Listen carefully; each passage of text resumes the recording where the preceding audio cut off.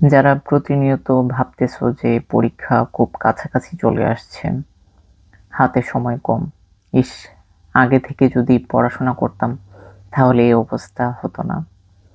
যদি তোমার মনের অবস্থা ঠিক এরকম হয়ে থাকে তাহলে পুরো ভিডিওটি দেখার অনুরোধ জানাচ্ছি। দেখো, পরীক্ষার যে তারিখ নির্ধারিত হবে, সম্ভাব্য তারিখ থেকে আজকে যে সময়টা তুমি ভিডিও দেখছো তার মধ্যে ফারাক কমপক্ষে হলেও 2 মাসের মতো। এই সময়টা অনেকের কাছে খুবই কম মনে হবে এবং যাদের কাছে কম মনে হচ্ছে তারাই আসলে আসল ভয়টা পাচ্ছ, এবং এই ভয়টাকে আরো বেশি শক্তিশালী করে তুলছে তোমার আশেপাশের মানুষজন। প্রতিনিয়ত তারা বলবে যে এখন আর সময় নেই, অনেক দেরি হয়ে গেছে, তোমাকে দ্বারা সম্ভব না, কিংবা এই সময়টাই আসলে সম্ভব না।